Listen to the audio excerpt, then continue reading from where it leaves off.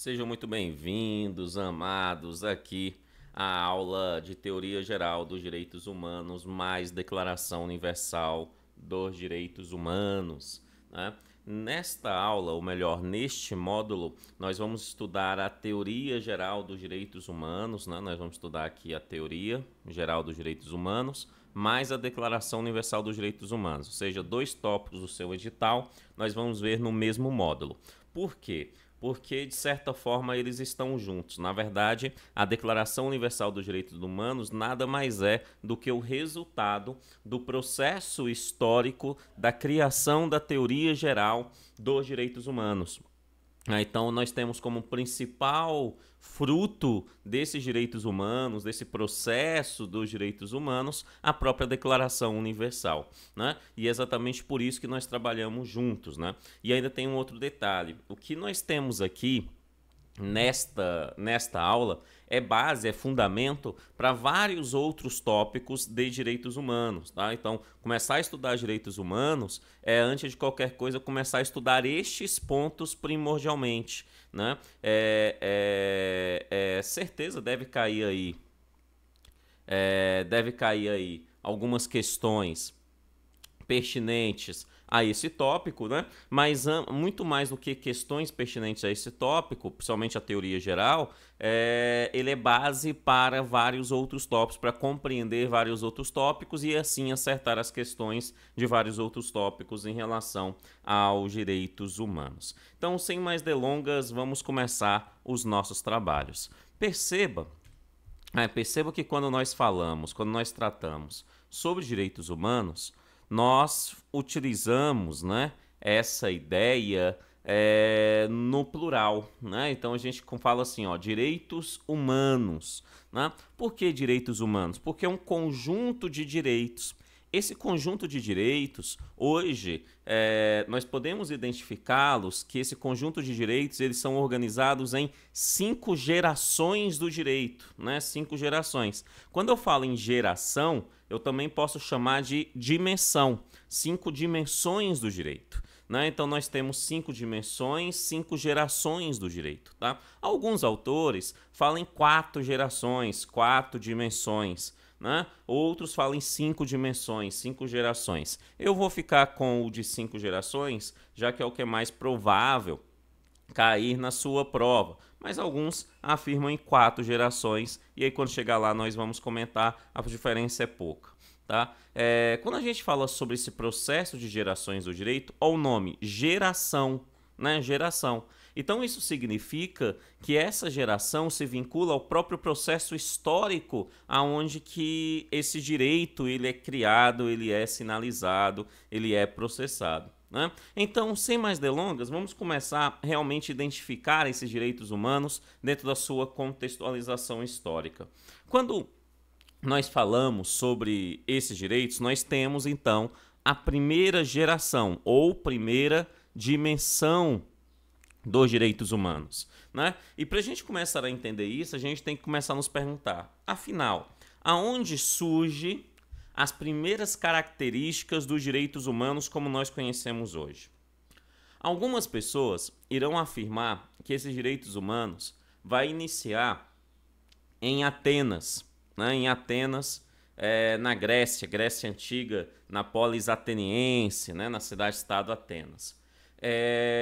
Essa afirmação é uma afirmação falsa, tá? Porque na Grécia Antiga, inclusive em Atenas, apesar de ter o início daquilo que nós podemos chamar de democracia, em Atenas tinham vários desrespeitos ao ser humano como um todo. Entre esse desrespeito, um crasso, como por exemplo a escravidão, né? Como por exemplo a própria escravidão. Então é óbvio que eu não posso afirmar categoricamente que nós temos ali direitos humanos ainda na Grécia Antiga. Não mesmo, né? Alguns outros irão afirmar que os direitos humanos vai surgir nos seus primeiros momentos no Império Romano, né? Não, no Império Romano inicia o direito romano, né? A gente pode afirmar que no Império Romano nós temos ali o início de um fundamento para a construção do direito, né? Mas não dos direitos humanos. Porque se você for olhar bem o processo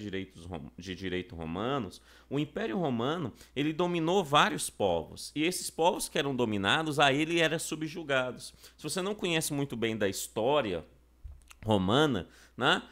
Tudo bem, mas tem um fato que eu sei que você sabe, que é os romanos na região de Jerusalém, né? Lá, para a gente ter essa ideia, né? São os romanos que vão ali crucificar Jesus Cristo, né? E aí, se você entende, vocês conhecem a história de Jesus Cristo, você percebe claramente, né, que o processo de crucificação de Jesus não era nada de respeito humano, né? Não houve um respeito humano com Jesus Cristo no seu processo de crucificação, né? Sendo assim, este processo é óbvio que não caracteriza ali o que nós podemos chamar de direitos humanos, tá? Não há essa característica específica ali em relação ao que poderíamos afirmar e chamar aí direitos humanos. Então, Kenneth, aonde que começa os direitos humanos propriamente dito? Na verdade, os direitos humanos eles vão surgir no finalzinho de um período histórico que podemos chamar de período medieval, a Idade Medieval, para o início da Idade Moderna, né? Então a gente começa a ter os primeiros frutos especificamente na Idade Moderna, mas todo o processo começa no final do período medieval, da Idade Média, né? da Idade Média, para a Idade Moderna, né? Para a Idade Moderna. Por que isso?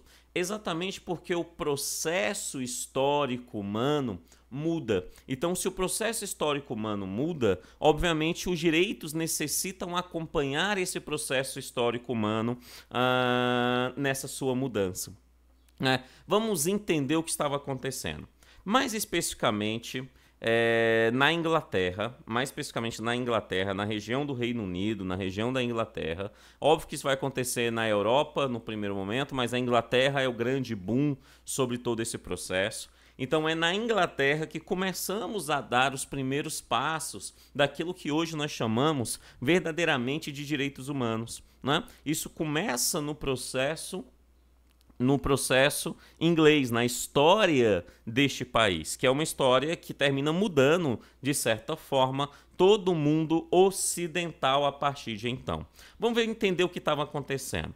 Lá no período da Idade Moderna, nós estávamos tendo, então, a transição, né, entre o mundo medieval, o feudalismo, né, a Idade Média, para a Idade Moderna, ou seja, para um início do que podemos chamar de capitalismo, né? Mais especificamente, um processo onde que as pessoas começam a ter ali um interesse no capital. Não é o capitalismo que nós temos hoje, está bem distante do capitalismo que nós temos hoje, mas já era um capitalismo voltado ali para reservas, né, de ouro em relação a algumas pessoas. Esse capitalismo vai ser oferecido, então, no primeiro momento, pelos pequenos comerciantes, né? Aqueles que Karl Marx iria chamar de burguês, né? Começa a surgir, então, os primeiros burgueses em relação aí a esse período, né? Eu prefiro chamar de primeiros empreendedores, né? Mas na prova cai mais o termo burguês do que o termo empreendedor, né? Então você tem ali o início do processo da burguesia. E o que eles faziam? Na verdade, eles eram pequenos comerciantes. Eles saíam de uma cidade para uma outra cidade, compravam uma coisa numa cidade, ia para outra cidade e vendia nessa outra cidade. Que comprava algo lá, que ia para outra cidade e vendia lá. Eram mercantis, eram comerciantes daquele período, né? Esses comerciantes, exatamente porque eles trabalhavam bem esse capital, eles começaram a ter ali um acúmulo de capital, E esse acúmulo de capital gerou algumas preocupações a esses comerciantes, a esses burgueses, perfeito? Gerou aí uma preocupação a esses burgueses. Que preocupação é essa? Essa preocupação primordial era exatamente a centralização do poder na mão de um rei, na mão de um monarca. Isso mesmo, né? Durante esse período, o rei ele tinha todo o poder sobre o seu reinado. né? E não só sobre o reinado em si, mas inclusive sobre as pessoas daquele reinado, né? As pessoas daquele reinado. E é aqui que começa o processo histórico dos direitos humanos propriamente dito. Então, deixa eu ser bem claro e bem didático para a gente entender isso. Durante esse período, estava lá os burgueses começando a ter um acúmulo de capital e o rei, né, mandando em tudo e em todos dentro do seu respectivo reinado. Né? E aí, esses burgueses, eles começaram a se reunir, né, em botecos, porque o boteco faz parte da história humana. Né? Começaram a se reunir em botecos, tomando uma pituzinha aqui, uma pitu ali, uma cervejinha aqui, né? Ali um drinkzinho ali, tal. Né? E eles estavam ali naquele boteco tomando uma, e um desses burgueses, eles começaram a falar assim: olha, esse negócio do rei poder tirar a nossa vida quando ele quiser, esse negócio não tá certo. Não tá certo. O rei não deveria ter o direito de tirar a vida de alguém só porque ele quer tirar a vida de alguém. Esse negócio não tá certo. Aí um outro burguês que estava do lado falou assim: é mesmo, ó, esse negócio não. Nós tínhamos que ter direito à vida. Né? A vida é algo primordial. Né? E aí, dentro desse boteco, eles começaram a discutir sobre o processo da vida. Ou seja, no primeiro momento, tudo passou por um processo filosófico. E isso é muito importante a gente saber. Tudo passou por um processo filosófico, um processo de construção de um conhecimento, de construção de um argumento. E o que leva a essa construção no primeiro momento é exatamente a ideia do direito à vida. É a ideia de um direito que nós chamamos de direito à vida. Né? Que é o direito de não ser morto por qualquer motivo, de não ser morto apenas pela vontade do rei. Né? E esse direito começou a ser discutido, filosofado, exatamente por aqueles que tinham interesse nisso e poderiam fazê-lo, que eram exatamente aqueles que já tinham certo capital para se manter. Né? E aí eles começam a filosofar sobre isso. Né? Depois de algum certo tempo, então perceba o que eu disse, depois de algum certo tempo, então isso significa que os direitos humanos não surgiu do dia para a noite, mas sim foi um processo histórico bastante longo e bastante doloroso, né? Que ele vai acontecer. Então por isso que depois de um certo tempo, estes homens, novamente sentados no boteco, começaram a conversar. E um deles falando: realmente, nós temos que ter direito à vida, temos que ter direito à vida garantido. Isso é incontestável, nós temos que ter direito à vida, né? Isso é incontestável, incontestável. Aí um outro falou assim: olha, direito à vida realmente é algo muito bom, mas não é suficiente. Não é suficiente o direito à vida, não. Por quê? Porque o que adianta eu ter direito à vida e o rei poder ir lá e tirar a minha liberdade?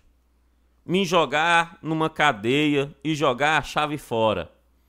Não adianta muita coisa, não. Se ele puder me colocar na cadeia por qualquer motivo, me jogar no calabouço por qualquer motivo, né?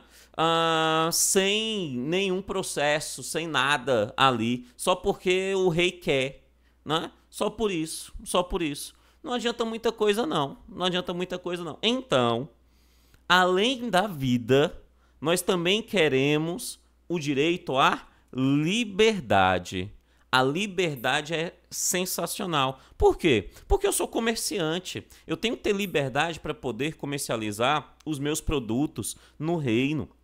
Né? Eu tenho que ter liberdade para poder ir e vir no reino. Eu tenho que ter essa certa liberdade. Né? Porque se eu não tiver essa liberdade, a minha vida corre risco. A minha vida física, mas a minha vida produtora, né? O meu processo de vida também corre risco. Então a liberdade é extremamente importante. E aí um outro fala assim: ó, é mesmo, ó, esse negócio de liberdade é bacana, né? Também é um direito que a gente precisa pensar. E eles pensam nisso, começam a filosofar sobre essa ideia da liberdade, beleza, vida mais liberdade, e por enquanto está só no pensamento, está só na filosofia, ainda não é prática esses direitos, né? E aí depois de um certo tempo, eles começam ali a discutir novamente, conversar, e aí um deles fala assim, ó, vida é bacana, queremos realmente direito à vida, liberdade também é bacana, também queremos ter direito a essa liberdade.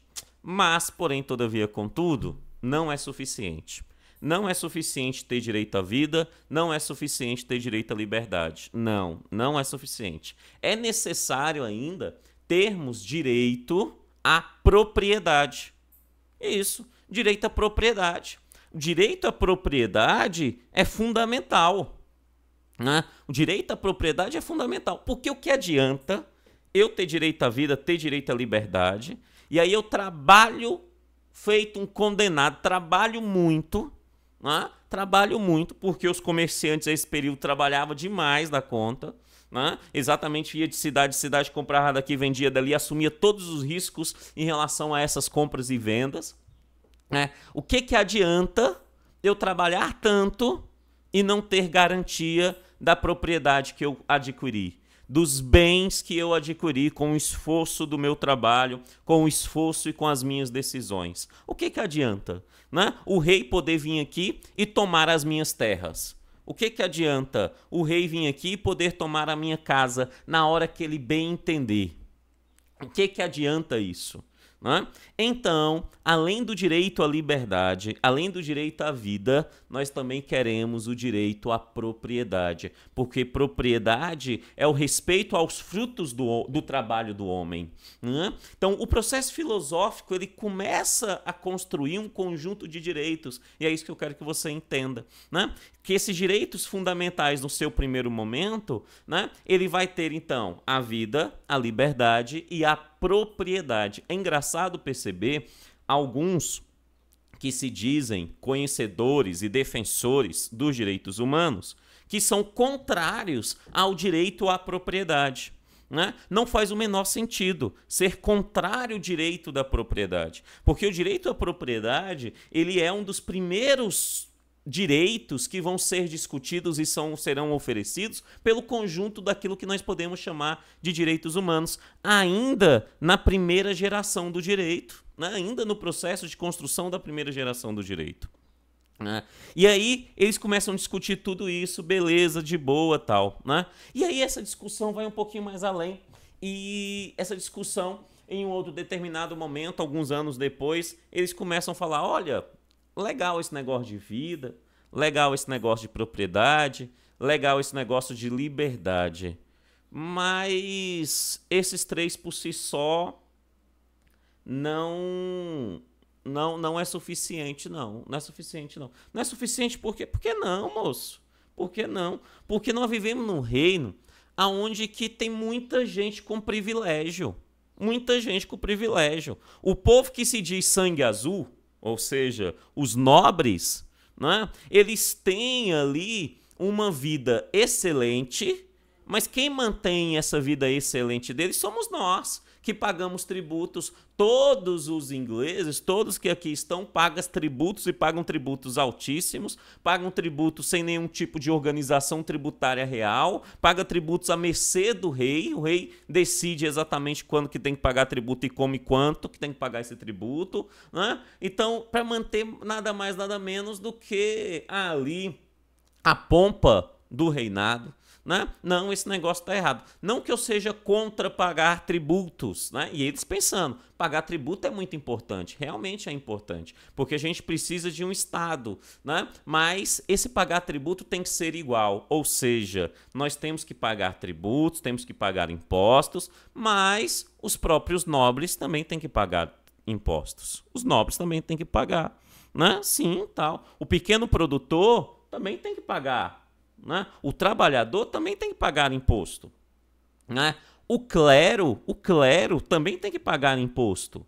Né? A igreja tem que pagar imposto, o clero tem que pagar imposto, os padres, os bispos, né? Tem que pagar imposto. É óbvio que tem que pagar imposto. né? E esse é o pensamento deles. O que eles estão fazendo, na verdade? Eles estão começando a pensar numa característica dos direitos humanos, que é a ideia de uma igualdade. Uma igualdade onde que todos os seres humanos são iguais, onde todo o processo da humanidade faz com que os seres humanos se tornem iguais entre si, né? E isso começa no processo histórico pela característica da tributação.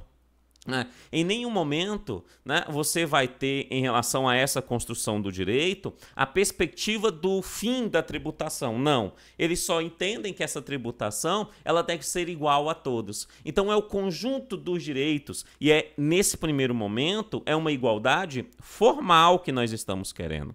Igualdade formal, Kenneth, é aquilo que a Constituição brasileira diz hoje, quando ela fala assim: somos todos iguais perante a lei. Ou seja, perante a lei somos todos iguais. Isso é uma igualdade. Só que isso é uma igualdade formal. É uma igualdade formal. Existe uma outra igualdade que nós podemos chamar de igualdade material, que vai estar na segunda geração, que a gente chega lá e vê. Mas nesse primeiro momento, o que nós queremos é exatamente o processo de igualdade formal desses direitos. Né? Formal desses direitos.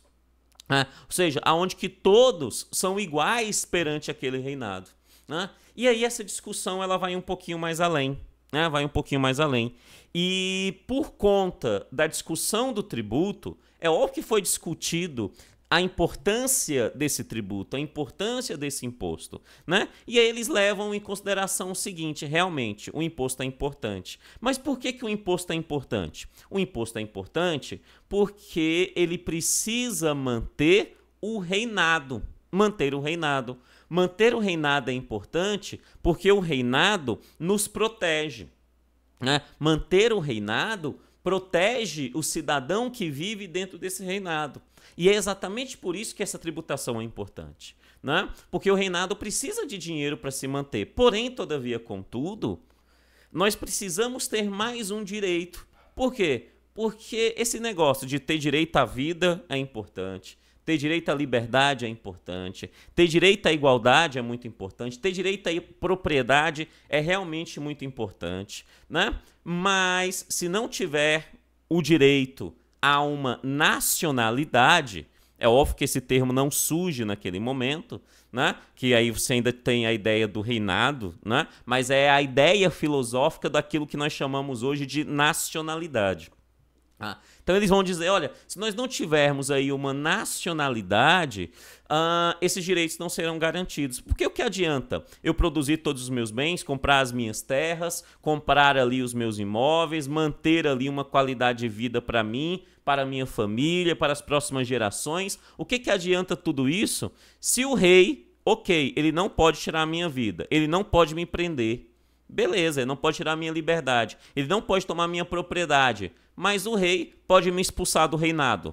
Se ele me expulsa daqui, se ele me tira do reinado, né? Se ele me expulsa do reinado, todos esses bens vão ficar para o reinado.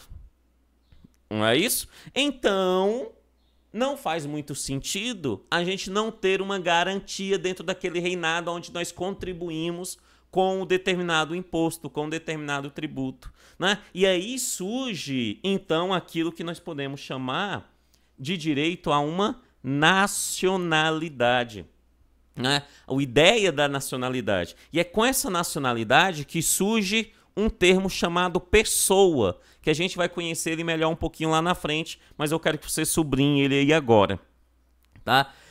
Então você passa a ter a ideia da nacionalidade sendo criada. Olha, eu preciso de um reinado forte para me proteger contra outros reinados e me proteger dentro desse reinado, né? Esse reinado ele vai ter que exercer ali uma atividade de me proteger fora, né, de que outros reinados que queiram entrar em guerra com ele consiga me proteger, por isso que eu pago o tributo, né? E além disso, ele não possa me expulsar daqui. Eu preciso ser nacional daqui, né? Eu preciso ser nacional daqui.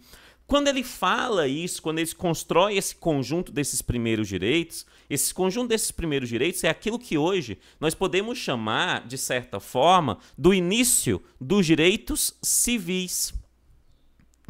O início dos direitos civis, eles começam aqui, né? Eles têm esse início dentro desse processo ainda na região da Europa, mas primordialmente na Inglaterra, né? E esse conjunto desses direitos, eles são muito importantes. Mas olha o que acontece. Quando todos esses direitos estão filosoficamente prontos, os argumentos deles estão prontos, né? Estes burgueses, obviamente, já com determinado poder econômico, apesar de não serem nobres, né, eles tinham um certo poderio econômico, digamos assim. Não tinham poder de status, mas tinham poder econômico, pelo menos algum, né? Então, por conta desses poderes econômicos, eles marcaram uma reunião com o rei, né? E o rei, mais especificamente um rei muito importante a essa época, um rei chamado de Rei João Sem Terra, né? Rei John, né? Rei João Sem Terra. Sem Terra era apelido, beleza? Tá, foi apelido dele. Por quê? Porque os burgueses estavam tirando onda com ele, porque os burgueses tinham mais terra do que o rei. O rei tinha terra, é verdade, não tem como um rei não ter terra, mas os burgueses tinham mais terra do que o rei. Aí eles apelidaram, só para sacanear o rei, de João Sem Terra. Então, olha lá. Então, o rei John, chamou, eles foram lá conversar com o John e falou assim: ó, rei, nós queremos o direito à vida, nós queremos que o senhor não tire a nossa vida ao seu bel prazer. Também queremos o direito à propriedade. Queremos que o senhor não tire a nossa propriedade ao seu bel prazer. Não pode funcionar assim. Também queremos o direito à liberdade. O senhor não pode nos prender só porque o senhor quer. Também queremos uma igualdade. Queremos pagar imposto, mas queremos que o senhor, rei, todos os seus filhos, os seus parentes, os nobres e o clero também paguem imposto. Também queremos. Isso, né? Queremos o direito à nacionalidade, que esse reinado, né, que esse reinado nos proteja de inimigos externos, monte um exército forte para que, caso tenha ali uma guerra contra alguém externo, conseguimos estar protegidos e assim proteger a nós, a nossa família, a nossa propriedade e todas as outras coisas. E aí, rei, rola? Aí o rei olhou para eles e falou assim: não, é óbvio que não rola. Vocês são doidos, né? Eu sou o rei. Eu sou o rei, ou seja, eu não vou perder direitos. Você está querendo limitar os meus direitos de rei. Como assim eu não posso tirar a sua vida? É doido? Eu sou o rei, eu posso tirar a sua vida na hora que eu quero. Posso tomar a sua propriedade na hora que eu quiser. É doido, é? Eu sou o rei, porra. Quem me colocou aqui foi Deus. Deus me deu esse poder. Eu sou o rei, né? Então eu posso tirar a sua liberdade na hora que eu quiser, né? Ou seja, o rei negou o pedido. Isso é óbvio. Por quê? Porque o pedido é, antes de qualquer coisa, um pedido de redução dos direitos. Ou melhor, redução dos direitos do rei. Né? Redução do poder do rei. Esse é o termo melhor. O pedido é de reduzir o poder do rei. Reduzir o poder do rei. E óbvio que o rei vai negar isso. Quando o rei nega, esses burgueses voltam ao boteco, tomar mais pitu e filosofar. E eles começam a pensar: olha, o rei foi sacana, o rei não liberou esse direito pra gente, não. Então a gente precisa pensar em alguma coisa. Que tal a gente criar alguma forma do processo de organização do reinado não estar centralizado na mão do rei? Poderia descentralizar esse processo de poder. Tudo na mão do rei não é bom. Isso não é bom. Temos que descentralizar isso. Temos que descentralizar. Descentralizar mediante a participação do povo inglês no processo de gestão desse reinado. No processo de gestão desse reinado. Essa participação do povo inglês, né, no processo de gestão deste governo, desse reinado em si. Então eles começaram a discutir, depois dessa análise, um conjunto de direitos que ainda está na primeira geração, que é o que nós chamamos de direitos políticos. Né? Direitos políticos. Eles começaram a falar: olha, seria muito bom se a gente tivesse dentro de um processo de gestão do Estado a participação do povo. Né? E esse povo deveria ser escolhido pelo próprio povo, né? pelo próprio povo inglês.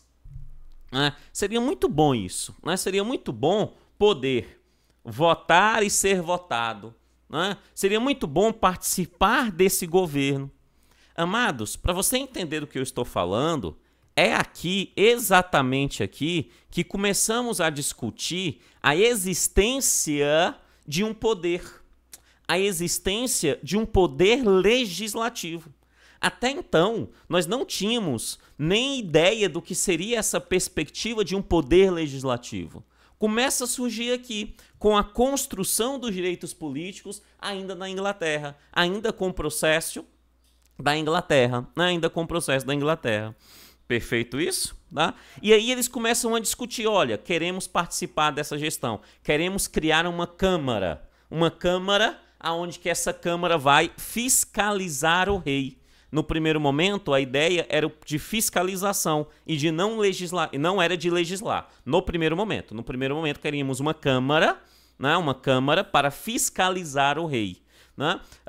Depois, com o passar do tempo, que essa mesma Câmara passou também a legislar, criar leis. Mas no primeiro momento, a sua construção histórica, no primeiro momento, era apenas para fiscalizar o rei. Fiscalizar o rei. E aí, eles falaram, então vamos ter que ter essa Câmara aí, vamos ter que ter essa Câmara, vamos ter que ter lá umas pessoas eleitas nessas câmaras para fiscalizar o rei, porque aí esse poder vai fiscalizar o rei e aí o rei não tem como mais tirar o nosso direito à vida, o nosso direito à propriedade, à liberdade, à igualdade e à nacionalidade.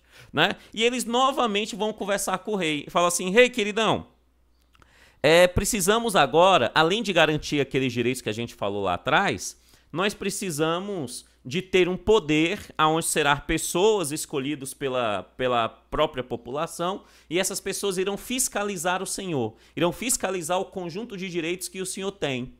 Né?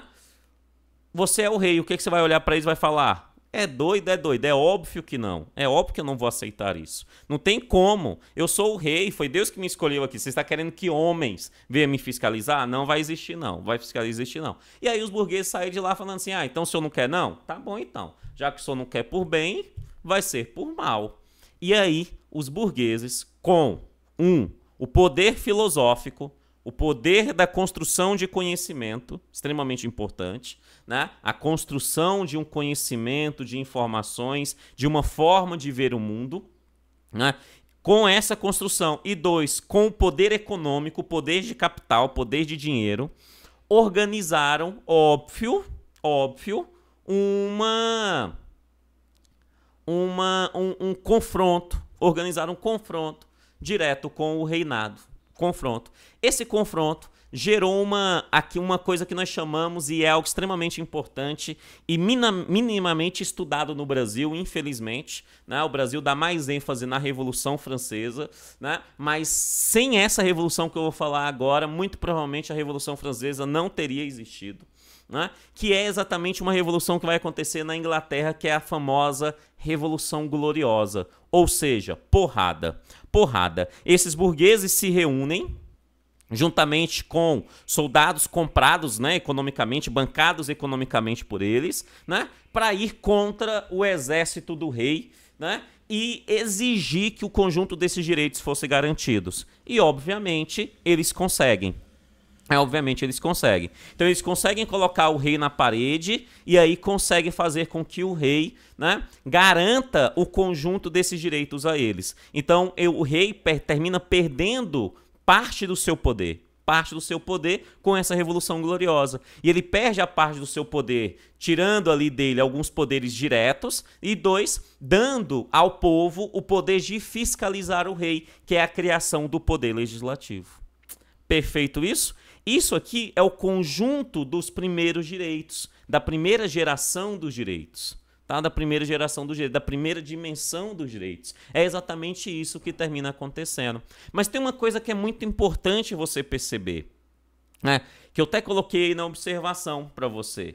Todos esses direitos, o conjunto de todos esses direitos, né, de primeira geração, só depende de uma posição passiva do Estado. Isso é muito importante você lembrar. A primeira geração, a primeira dimensão dos direitos depende de uma posição passiva do Estado. Uma posição passiva do Estado. O que isso significa? Vou ser bem claro. Como Como que o Estado consegue garantir a minha vida? Simples, não tirando ela. Ou seja, o Estado não precisa me dar nada. Ele só precisa não tirar a minha vida. Ele só precisa agir passivamente. Ele precisa retirar o direito que ele tinha antes de tirar a minha vida. Então ele exerce uma ação passiva. Como que o Estado consegue garantir a minha liberdade? Simples, não tirando ela. Simples, é só não tirar ela. É deixar que eu ande, é deixar que eu desenvolva. Né? Como que o Estado consegue garantir a minha propriedade? Simples, é só não tirar ela. Como que o Estado consegue garantir a minha nacionalidade? Simples, é só não tirar a minha nacionalidade.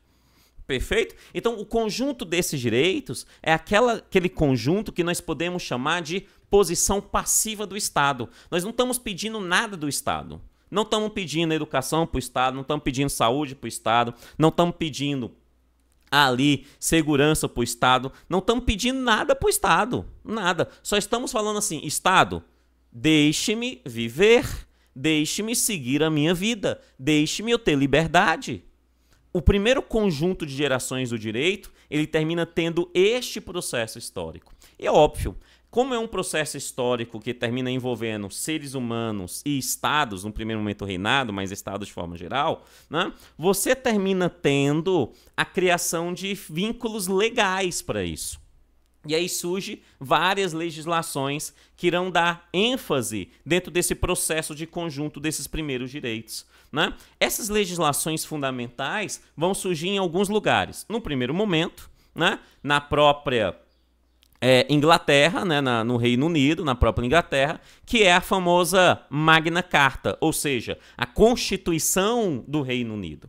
Essa Constituição de 1215, assinada então pelo rei João Sem Terra, né, diminui os poderes desse rei. Então é essa Constituição que, diminui os poderes desse rei, dando a todos direito à vida, propriedade, liberdade, nacionalidade, igualdade formal, né, dando a todos eles. Ao mesmo tempo cria o poder legislativo, cria a Câmara dos Lordes. Né? Cria a Câmara dos Lordes e depois a Câmara dos Populares. Né? Então termina criando um poder legislativo com a ideia de fiscalizar esse rei. Então essa Carta Magna diminui o poder do rei para dar assim direitos às pessoas. Né? Dando então ao Estado uma posição passiva, o Estado não podendo agir contra essas pessoas. Perfeito? Depois ele vai assinar um documento chamado Habeas Corpus Act, que é a ideia da liberdade, né? E depois a Declaração de Direitos. Tudo isso no Reino Unido, né? Tudo isso no Reino Unido.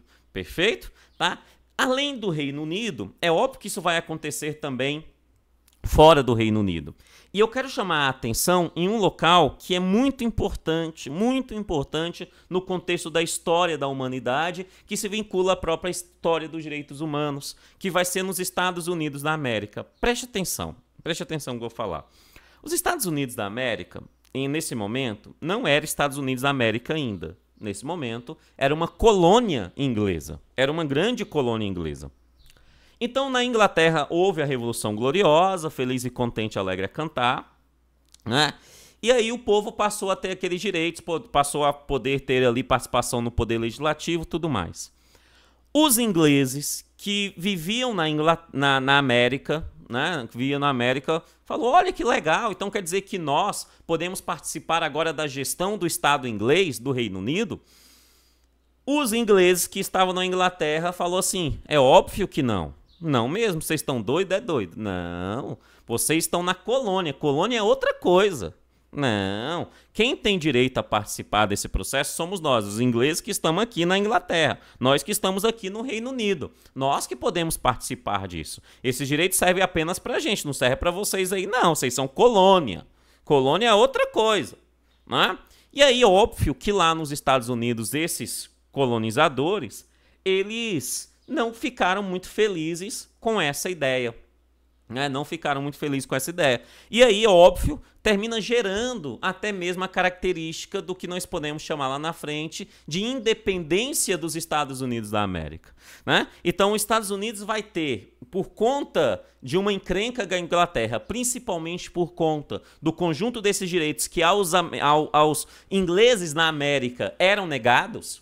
já que no Reino Unido já era garantido e aos americanos, aqueles ingleses na América eram negados, então eles começaram a falar, oxi, então já que vocês não querem nos dar esses direitos, nós vamos criar esse conjunto de direitos para nós aqui. E aí esse conjunto de direitos na América tem dois momentos, um que eu chamo de rascunho e um outro, né, do plano completo. Quem é o rascunho? O rascunho é exatamente um conjunto de direitos que a gente chama de Declaração dos Direitos do Estado da Virgínia. Né? Esse conjunto de direitos do Estado da Virgínia foi um rascunho, né? Foi um rascunho, certinho? E aí depois vem a Declaração da Independência dos Estados Unidos da América, que aí vai dar, obviamente, aos americanos todo o conjunto de direitos que vai ser criado no primeiro momento na Inglaterra e depois já com uma certa influência do processo republicano proveniente da própria França que vai acontecer lá na frente, tá? Mas nesse momento eu quero que você entenda que os Estados Unidos da América, ele desenvolve todo o seu processo histórico a partir da primeira geração dos direitos. Primeira geração dos direitos, né? Então, a Inglaterra e os Estados Unidos e alguns outros países no mundo têm esse conjunto de primeira geração como o primeiro grande foco do processo de direitos humanos, aonde que se vincula. Pensa nos Estados Unidos hoje. É um país que a vida é respeitada? Sim, a vida é respeitada. Óbvio que eu tenho alguns problemas lá, como que eu entendo que vai contra isso, mas em regra geral a vida é respeitada, né? O Estado não tira a vida das pessoas por qualquer coisa. 2, eles têm liberdade. Os americanos têm uma liberdade gigantesca, né? Eles têm direito à propriedade. Faz parte da própria consciência americana esse direito à propriedade, né? Eles têm um Estado forte que os protege de outros estados. Sim, é o maior forças armadas do mundo, né? Um Estado forte que os protege de outras. Ou seja, o foco americano se vinculou muito ao conjunto dos primeiros direitos ali estabelecidos. Perfeito? Daí o processo histórico deles ser diferente, por exemplo, do processo histórico brasileiro, né? Porque os Estados Unidos focou fortemente nessa primeira geração. Não somente nela, mas fortemente nela. Foi ali o início da sua construção histórica, foi exatamente o conjunto desses direitos iniciais aí da primeira geração dos direitos. Depois dos Estados Unidos, nós temos ainda a Declaração do Direito do Homem e do Cidadão na França. Na França, garantindo também, então, ali o conjunto desses direitos àquele povo francês. Belezinha até aí? Tranquilo? Mas essa é apenas a primeira geração dos direitos. Apenas a primeira geração. Para que a gente consiga compreender bem os direitos humanos, nós precisamos conhecer fortemente, pelo menos, as duas primeiras gerações. A primeira e a segunda. A segunda geração também é extremamente importante a gente conhecer. Né? Essa segunda geração é também chamada de segunda dimensão, né? Segunda dimensão dos direitos, é óbvio que vai ser um resultado da primeira geração com algumas outras coisas. Então, vamos para o conceito histórico dela também, porque é bem importante. O que aconteceu? A primeira geração já tinha sido garantido, já tinha tido todas aquelas legislações, o rei na Inglaterra já tinha diminuído seu rei, já tinha poder legislativo, beleza, tranquilo, tranquilo, né? E aí, também na Inglaterra, surge uma invenção, cria-se uma invenção e essa invenção muda o mundo. Uma invenção chamada máquina a vapor. Ou seja, com a invenção dessa máquina a vapor, você passa a ter aquilo que nós chamamos de revolução industrial. Tá? Revolução industrial. O termo revolução, quando você escutar o termo revolução na história, você tem que entender. Tudo bem que ele é usado de forma incorreta várias vezes, mas corretamente o termo revolução é qualquer coisa que alterou significativamente a vida das pessoas. A Revolução Gloriosa alterou significativamente a vida das pessoas? Sim, alterou. Então é uma revolução. A Revolução Industrial alterou? Sim, alterou. E alterou e muito a vida das pessoas, a Revolução Industrial. Por quê? Entenda, antes da Revolução Industrial, as pessoas viviam em pequenas comunidades. Produziam poucas coisas, porque produziam manualmente.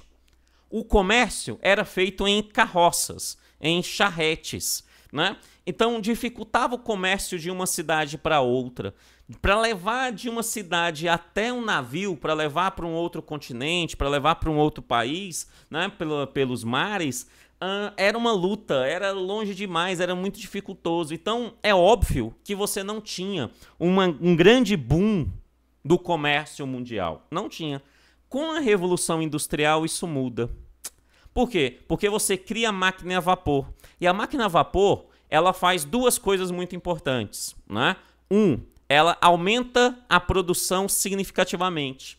Na Inglaterra, no primeiro momento, a produção de tecido, principalmente a produção de tecido, né? Então você começa a produzir tecido muito rapidamente. E aqueles burgueses que já tinham capital acumulado, e óbvio, como bons empreendedores que eram, né, eles investiram fortemente na compra, na aquisição desse equipamento para produzir tecido em grande escala. Em grande escala. Só que produzir em grande escala não adianta muita coisa se você não tiver a quem vender, né? Então essa produção da máquina a vapor, ela instituiu o primeiro transporte terrestre, né, de grande porte. Ou seja, com essa criação também foi inventado o trem, a Maria Fumaça, né? E aí foi quando cria-se o trem, a Maria Fumaça, né, o trem a vapor, você termina tendo então uma forma de escoar esses produtos também em grande escala, né? Pelo menos até o mar, né, a praia, e lá entrar no navio, que já é uma invenção antiga, para poder ser levado para outras nações, outros países pelo mundo, né? Então você começa a ter uma produção e um escoamento de produtos em massa. Só que aí tem uma outra questão, né? O trem, ele necessita de estações, ele não é um local onde tem uma parada de ônibus em qualquer esquina. Não funciona assim. É necessário que tenha estações. Então o trem foi sendo construído e foi colocando estações em algumas cidades, né? Em algumas cidades. E aí o que acontece? É óbvio, vamos pensar um pouco. Você é o burguês. Você vai comprar algumas máquinas e produzir algumas fábricas. Você vai colocar essa fábrica do lado da estação do trem, ou você vai colocar essa fábrica bem distante da estação? Ou você vai colocar do lado da estação do trem. Então, do lado da estação do trem, começou a surgir várias fábricas. E quando eu falo várias fábricas, são várias fábricas mesmo. Então, aquelas pequenas comunidades começaram a virar grandes comunidades. Começaram a virar grandes cidades. Você não pode imaginar que antes da Revolução Industrial, Londres era exatamente a Londres de hoje, porque não era mesmo. Londres estava bem longe de ser a Londres de hoje antes da Revolução Industrial, né? Então, com a Revolução Industrial, você passa a ter um forte direcionamento de pessoas para os centros urbanos, para trabalhar nessas fábricas, porque lá tinha o capital, tinha dinheiro para poder vender e ganhar muito dinheiro. E os burgueses estavam focados em produção e ganhar ali cada vez mais acúmulo de capital, né? Os senhores empreendedores queriam acumular esse capital o máximo possível. Os trabalhadores que saíam da área rural para essas cidades para trabalhar nesses lugares, eles tinham ali uma perspectiva de melhorar as suas respectivas condições de vida. E aí eles iam desses locais para essas cidades. E aí esse aglomerado de pessoas nas cidades, por isso que eu coloquei aqui, ó, gera uma aglomeração de pessoas, geram vários problemas para essas pessoas. Vários problemas para essas pessoas. Vários problemas, né? Entre esses problemas, né, eu tenho aqui dois grandes problemas. Falta de saneamento para essas pessoas. Mas uma coisa é você viver no meio do mato, com poucas pessoas em sua volta. Outra coisa é você colocar milhares, dezenas de milhares de pessoas vivendo amontoadas no mesmo local. É óbvio que isso vai gerar problemas sanitários, não é? Então você tem uma falta de saneamento por conta desse crescimento muito rápido dessas cidades, né? E, obviamente, também pelas péssimas condições de trabalho. Sim, as pessoas tinham péssimas condições de trabalho, né? Péssimas condições de trabalho. Mas trabalhavam, mas tinham péssimas condições de trabalho. Se trabalhavam, eles tinham salário. Pouco salário, pequeno salário, mas tinham salário, né? E aí o que acontece? Essas pessoas com pouco salário que tinham, com essa falta de saneamento, né? Eles pegavam parte desse dinheirinho que eles tinham e ia para onde? Isso mesmo. Iam para o boteco. Boteco tomar uma, porque boteco não tem essa. Boteco é para quem tem muito dinheiro, para quem tem pouco dinheiro e até para quem não tem dinheiro, porque quem não tem dinheiro vai pro boteco pedir a xepa, né? Não fala, paga uma aí para mim, paga uma dose aí para mim, não, ou seja, o boteco é o local mais democrático que eu conheço na face da terra, é o boteco, né? Então eles iam pro boteco, e lá no boteco, tomando uma pitu, eles começavam a filosofar. E dentro desse processo filosófico, eles tinham uma característica de pensar essa estrutura de desenvolvimento, né, em relação às suas condições de vida. Então eles falavam, porra, tá difícil aqui, ó. Tá difícil. Por quê? Minha condição de trabalho é péssima. Eu não tenho nenhuma garantia. Se o dono da fábrica amanhã não quiser mais o meu trabalho, ele simplesmente me manda embora. É difícil demais isso. E eu não vou receber nada mais, não. É aquele negócio ali, pronto, acabou. Primeiro, meu salário também é muito baixo. A minha carga horária é altíssima, né? Eu trabalho aí 16, 17 horas por dia. Né? É muito alta a carga horária para esse salário aqui, ganhar essa coisinha irrisória aqui, né? É muito pouco isso, né? E ainda alguém lá no boteco tinha uma moça também tomando uma e ela fala assim, você tá reclamando de barriga cheia que tu é homem, né? E no meu caso, que eu engravido, eu tenho que trabalhar até o momento da gravidez. Ganhei o menino, né? Cortou o cordão umbilical, tem que voltar para trabalhar, que é para manter ali o leite do menino, né? Tal. E aí lá no cantinho tinha um menino meio ali, tal, desconfiado, falou assim, vocês estão bem, porque eu sou criança, eu também trabalho, e eu trabalho a mesma carga horária que vocês, eu ganho menos porque eu produzo menos, né? E aí eles começaram a questionar esse processo dessa relação do trabalho, né? Só que não ficaram só no trabalho, eles falaram, olha, o trabalho é importante, então a gente precisa ter ali um conjunto de direitos para garantir a nossa relação com os burgueses, com os empreendedores, com os donos das fábricas. Nós precisamos ter alguma coisa que garanta a nossa relação com eles, né? Só que nós somos muito fracos, né? Quem é que pode fazer isso, garantir? Alguém que é mais forte que os burgueses. E quem é mais forte que os burgueses? O Estado. O Estado é mais forte que os burgueses. Então podemos pedir ao Estado que o Estado regulamente essa nossa relação de trabalho com os burgueses. Tá entendendo a lógica? Aí, além do trabalho, eles começam a discutir várias outras matérias, vários outros pontos que eu coloquei para você. É por isso que a gente chama de direitos sociais ou sociais, econômicos e culturais. Eles começam a falar, olha, né, seria muito bom se os nossos filhos não tivessem que passar por isso que nós estamos passando. Então, seria muito bom se oferecesse a eles educação. Seria muito bom se essa falta de saneamento fosse resolvido. Então seria muito bom se a nós fosse oferecido algum tipo de saúde. Seria muito bom que quando eu saísse do meu trabalho ganhando ali o meu salário da semana, eu não fosse assaltado. Então seria muito bom que o Estado pudesse nos oferecer segurança.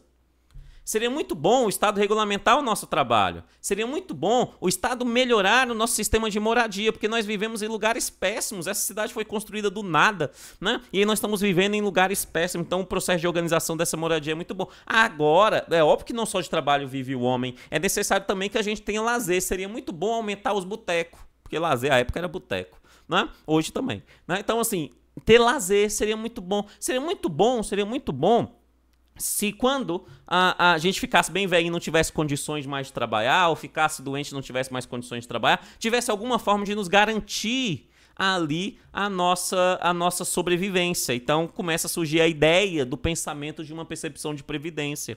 Seria muito bom se as nossas mulheres, principalmente quando estivessem grávidas, tivessem ali um determinado direito, né? Proteção a essa maternidade e a garantia da segurança dessa infância dessas crianças, né? Seria muito bom se a gente tivesse desempregados, gerasse ali algum tipo de assistência a essas pessoas que estão desamparadas, que não têm condições de viver ali economicamente com o suor do seu próprio trabalho naquele momento. Surge aqui o primeiro momento daquilo que nós chamamos de assistência social.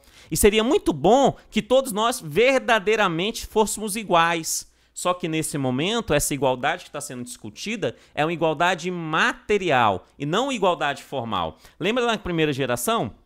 Vou trazer aqui, ó.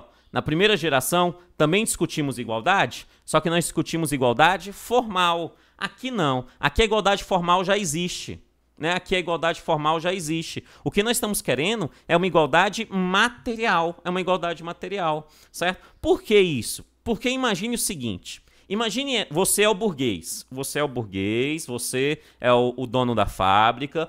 Seus pais trabalharam a vida toda juntamente com você, juntou uma grana, arriscaram, compraram ali as máquinas, montaram a fábrica nessas cidades, arriscaram todo o capital que vocês já tinham para produzir esse negócio todo. E aí vocês vivem disso e ganham uma grana com isso, obviamente, mas o risco todo é de vocês também, né? E aí chegam os trabalhadores de vocês e falam assim, ó, patrão, vocês têm que me oferecer educação, saúde, segurança, trabalho, moradia, lazer, previdência, proteção, maternidade, assistência, desamparo, né?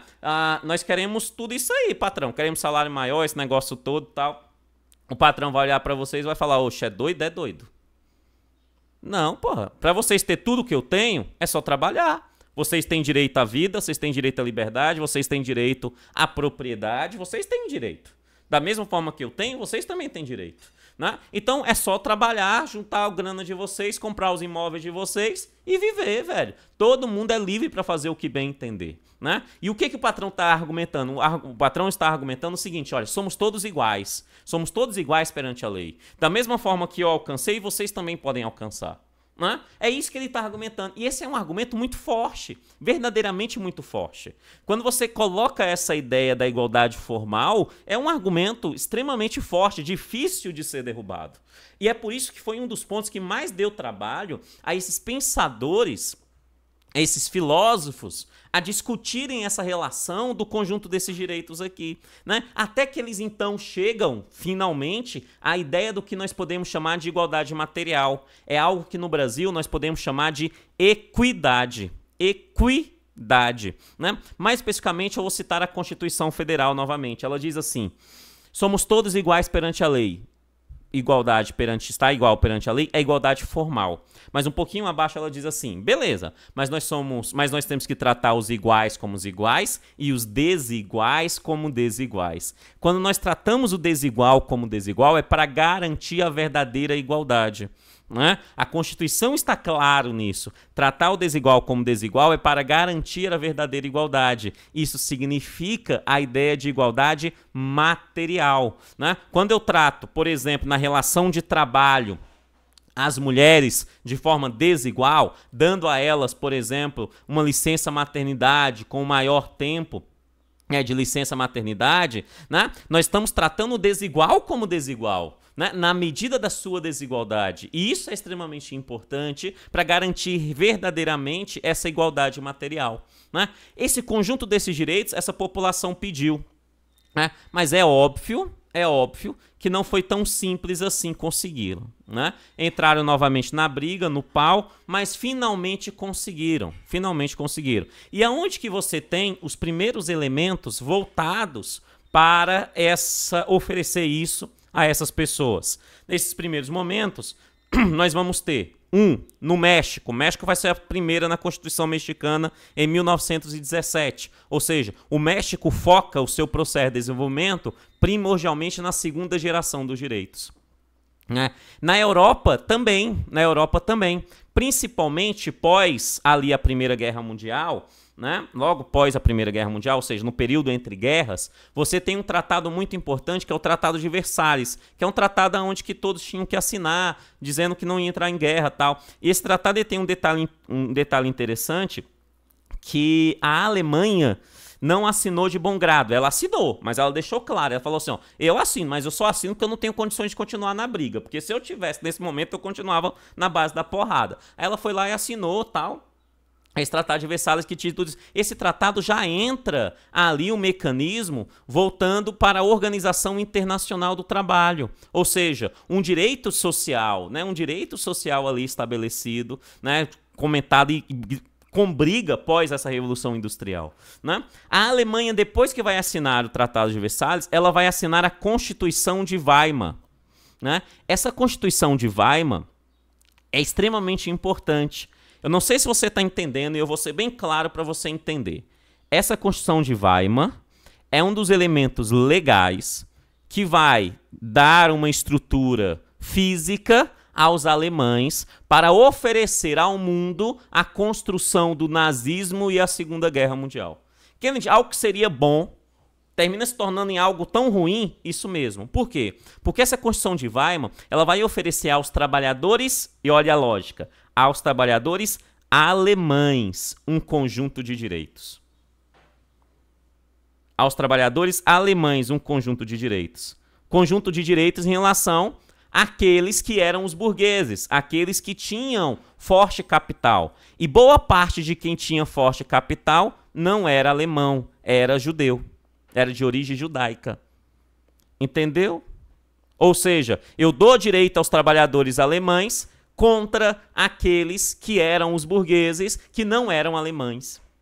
E isso, óbvio, dá no primeiro momento uma forma voltada aí para ir contra esses judeus. Amados, o antissemitismo, ou seja, o antijudaísmo, não é algo exclusivo da Alemanha, nunca foi algo exclusivo da Alemanha, não. Perfeito? Nunca foi. Porém, na Alemanha isso termina aflorando fortemente com a ideia do próprio nazismo, né? E uma das coisas que vai oferecer isso é essa Constituição de Weimar, que no primeiro momento é bom, porque dá ali um conjunto de direito aos trabalhadores, mas que depois termina gerando a Segunda Guerra Mundial, que a gente precisa comentar um pouquinho mais lá na frente essa ideia da Segunda Guerra Mundial. Mas fica calma aí que daqui a pouquinho. E, obviamente, quem também assina essa segunda geração dos direitos? Nós, Brasil, em 1934, governo Getúlio Vargas. Governo Getúlio Vargas institui no Brasil o primeiro momento do que nós podemos chamar de governo populista. Por que governo populista? Por que a gente chama que o Vargas é o pai dos pobres, o pai do governo populismo? Exatamente porque no governo Vargas, o foco do seu trabalho foi a segunda geração do direito. Vargas expande fortemente, mediante a Constituição de 34, o conjunto dos direitos sociais. Não que excluiu a primeira geração, não. Mas o foco não foi a primeira geração. O foco foi a segunda geração. Né? Da mesma forma, foi no México, o foco a segunda geração. Né? E esse foco dessa segunda geração oferece, obviamente, uma estrutura onde que o Estado se torna cada vez mais forte. Por quê? Porque o que eu estou fazendo nessa segunda geração? Eu coloquei aqui? Eu não coloquei, mas eu quero que você anote. Logo aqui abaixo do 2.4.1, aqui, ó, bem aqui abaixo, eu quero que você anote o conjunto de direitos, anote aí, pode anotar. O conjunto dos direitos da segunda geração são o conjunto dos direitos da segunda geração são direitos ativos. São direitos ativos. O conjunto dos direitos da segunda geração são direitos ativos. Anota aí isso. Por quê? Porque se você lembrar da primeira geração, a primeira geração é uma posição passiva. É uma posição passiva. Na segunda geração é uma posição ativa. Ativa de quem? Do Estado. Eu estou pedindo ao Estado. Eu estou falando, Estado, me dê educação. Estado, me dê saúde. Estado, me dê segurança. Estado, regulamente o meu trabalho. Estado, me dê moradia. Estado, me dê lazer, previdência. Me dê proteção, me dê assistência, me dê igualdade material. Estado, me dê, me dê, me dê, me dê, me dê, me dê. Isso é uma posição ativa do Estado. O Estado começa a oferecer muita coisa para a população. E quando o Estado começa a oferecer muita coisa, para ele oferecer tudo isso, ele precisa ser um Estado muito grande. Um Estado muito grande. Essa é a grande relação histórica entre os países que têm um Estado pequeno, né? Um Estado pequeno, que defendem uma organização de um Estado pequeno e de um Estado grande. Né? Os países que defendem um Estado grande, a grande maioria deles, pelo menos os que eu conheço, né, são aqueles que focaram fortemente na segunda geração do direito, entre eles nós, Brasil. Né? Para que o Estado nos ofereça tudo isso, é necessário que o Estado seja muito grande, que o Estado tenha um servidorismo gigantesco, que o Estado seja aquele que nos oferta tudo. Tudo. Mas para isso é necessário que o Estado retire, de certa forma, parte da nossa liberdade. Né? Por quê? Porque ele vai me dar uma tributação muito mais alta. Para ele oferecer tudo isso, ele me dá uma tributação muito mais alta. Né? E isso termina tendo ali, então, uma relação entre essa segunda geração e a primeira geração. O Brasil, então, oferece a primeira e a segunda geração sem maiores problemas. Kennedy, e os outros países? Também. Kennedy, mas nos Estados Unidos não tem saúde. Aonde que não tem? Lógico que tem. O que não tem é saúde pública nos moldes do Brasil. Por quê? Só para você ter ideia, existe 2 campos da saúde que tecnicamente é de Estado, não tem como outra pessoa oferecer, que é saúde sanitária, ou melhor, vigilância sanitária e vigilância epidemiológica. É óbvio que os Estados Unidos têm vigilância sanitária e vigilância epidemiológica. Não tenha dúvida em relação a isso, né? O que não oferece é no campo da saúde de média complexidade, alta complexidade, atenção básica, como nós oferecemos no Brasil, né? Como nós temos no Brasil, tá? Mas não quer dizer que não tem saúde. Tem, porque eles também têm a segunda geração do direito, só que eles atendem o mínimo necessário, né? Eles focam no mínimo que o Estado deve oferecer. O Brasil, por conta de um processo histórico, proveniente de Vargas para cá, nós fomos ampliando esses direitos sociais oferecidos à população, e aí, obviamente, o Estado foi cada vez ficando maior, né? Cada vez ficando maior dentro desse processo de investidura em relação a isso. Por quê? Porque o Estado precisa ser ativo nesse conjunto de direitos. E para encerrar aqui essa primeira aula, que é a primeira e a segunda geração, que são as mais importantes, eu quero que você entenda o seguinte. Na segunda geração, nós temos, então, o que nós chamamos de direitos sociais, correto? Direitos sociais.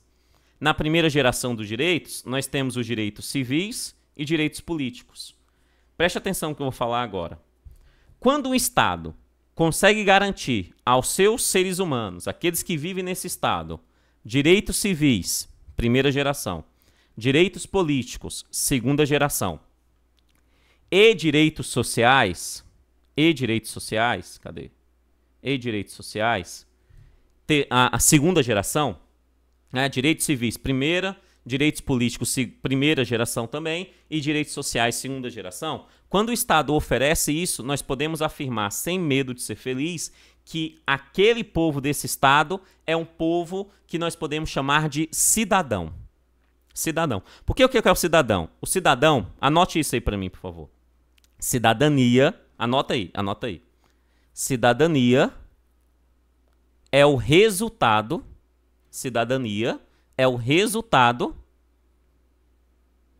do conjunto dos direitos civis. Cidadania é o resultado do conjunto dos direitos civis, políticos e sociais.